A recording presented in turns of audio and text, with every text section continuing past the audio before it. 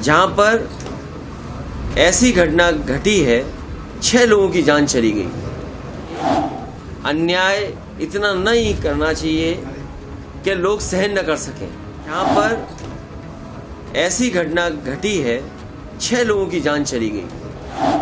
अगर कोई दोषी है उस घटना के लिए तो वो सरकार स्वयं दोषी है। राजनीति नहीं करनी चाहिए, अन्याय इतना नहीं करना चाहिए कि लोग सहन न कर सकें। जो हालात उत्तर प्रदेश में हैं, अन्याय चरम सीमा पर पहुंच गया है।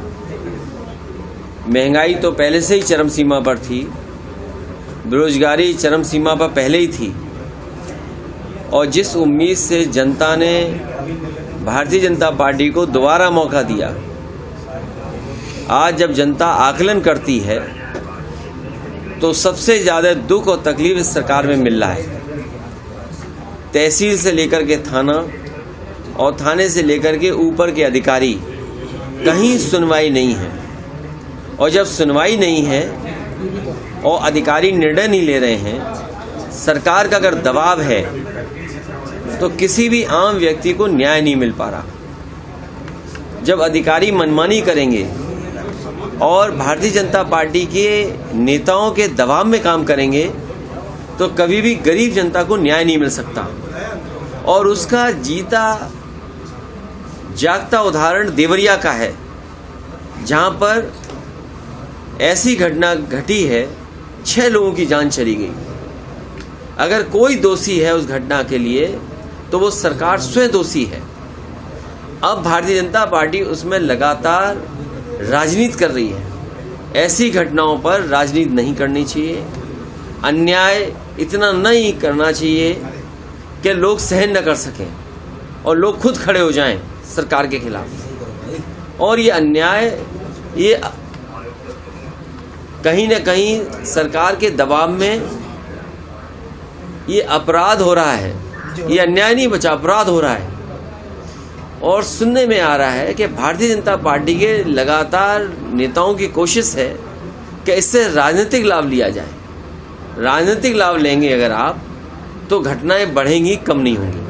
लेकिन जिस तरह से ईडी लगातार छापेमारी कर रही, कल अबू आदमी के ठिकानों पर भी हुई, संजय सिंह को भी गिरफ्तार किया गया, आपको क्या लग रहा है, क्या इसका भी राजनीतिक? देखिए, जो सरकार में रहता है वो इन संस्थाओं का इस्तेमाल करता है। पहले कभी इस्तेमाल हुए होंगी ये संस्थाएं, आज भारतीय जनता पार्टी की सरकार है, लेकिन भारतीय जनता पार्टी ने सब सीमाएं लांघ दी। वो केवल अपने वोट के लिए, दूसरे लोगों को अपमानित करने के लिए ईडी, सीबीआई, इनकम टैक्स का सहारा ले रहे हैं। हमारी तो मांग ये होगी कि भारतीय जनता पार्टी अगर जीरो टॉलरेंस रखती है करप्शन के लिए, तो अपने नेताओं के, अपने विधायक, अपने लोगों का आकलन करें कि किन किन की संपत्ति बढ़ गई है, और जिन जिन की संपत्ति लगे कि ज़्यादा बढ़ गई है तो उनके खिलाफ भी वही कार्रवाई होनी चाहिए जो विपक्ष के खिलाफ कार्रवाई कर रहे हैं। और मैंने कई मौक़ों पर कहा कि आज ज़मीनों का काम सबसे ज़्यादा कोई कर रहा है तो भारतीय जनता पार्टी के लोग कर रहे हैं। कई शहरों में बड़े बड़े भूमाफिया पैदा किए हैं और भूमाफियाओं का काम भारतीय जनता पार्टी स्वयं कर रही है। लखनऊ में, कानपुर में, आपके अयोध्या में, गोरखपुर में, वाराणसी में आप जानकारी कर लें, और सरकार जब भी जांच करेगी, सबसे ज़्यादा ज़मीनों का और सबसे ज़्यादा खिलवाड़ कागजों से और भूमि माफिया के रूप में कोई उभर करके आ रहा है तो भारतीय जनता पार्टी स्वयं है।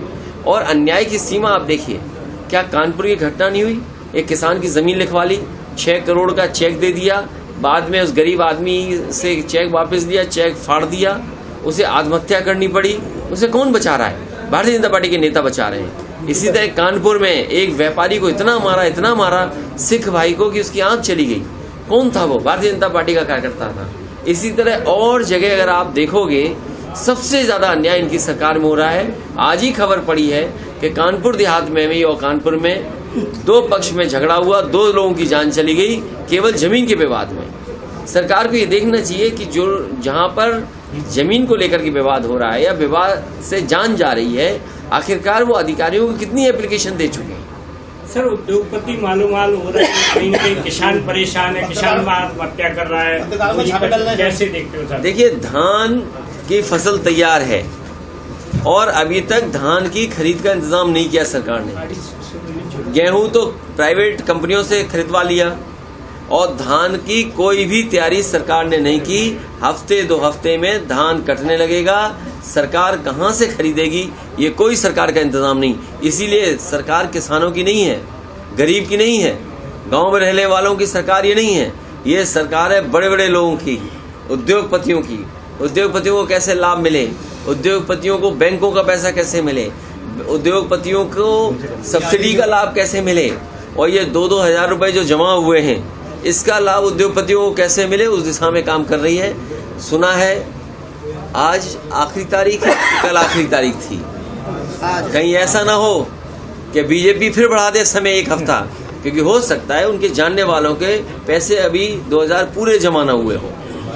तो जिस तरह से मध्य प्रदेश में चुनाव है, क्या समाजवादी पार्टी कांग्रेस के साथ चुनाव लड़ेगी? देखिए, समाजवादी पार्टी बीजेपी को हराना चाहती है और समाजवादी पार्टी से कांग्रेस सहयोग ले और बीजेपी को हराए, उस दिशा में समाजवादी पार्टी काम कर रही है। भैया, जिस तरीके से बीजेपी और कांग्रेस में पोस्टर वॉर चल रहा है, बीजेपी ने नए युग का रावण बताया राहुल गांधी को, तो वहीं कांग्रेस कह रही है कि मोदी है जुगले आजम। कैसे? देखिए, ये विवादों में नहीं पड़ना चाहिए। सही मायने में किसान का भला हो, गरीब को सुविधा मिले और जो स्वास्थ्य सेवाएं ठप हो गई हैं, कम से कम स्वास्थ्य सेवाएं बेहतर हों।